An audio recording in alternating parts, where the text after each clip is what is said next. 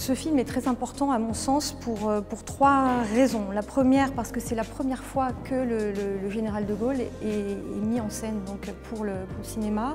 La deuxième raison pour laquelle ce film est important, il est question de Gaulle avant qu'il ne devienne général, au moment où l'armistice est signé en 1940.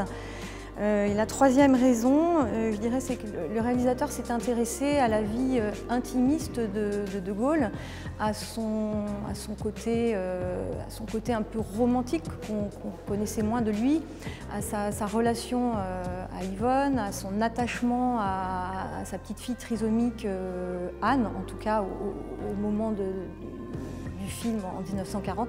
D'ailleurs, un flashback est fait dans le film sur le moment où Yvonne et le général de Gaulle découvrent cette petite fille et comment ils accueillent la nouvelle. Voilà, c'est assez touchant.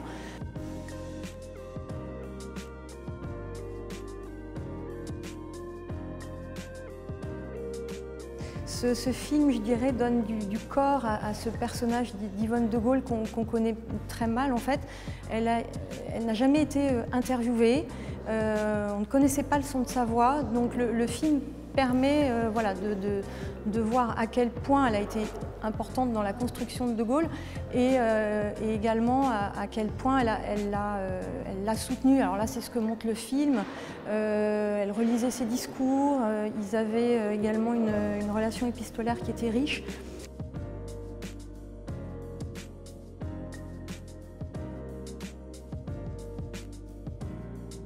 Il y a beaucoup d'autres raisons qui nous incitent à découvrir ce film, notamment le choix des interprètes. Lambert Wilson, dans le rôle titre, qui incarne à merveille donc, le général de Gaulle, il a vraiment construit son rôle en décidant de ne pas se fondre dans le personnage emblématique, mais vraiment de construire un personnage qui lui est propre. On peut citer en second rôle titre Isabelle Carré, qui irradie l'écran dans une Yvonne de Gaulle à la fois très maternelle et qui vient en soutien de son mari, qui relit ses discours.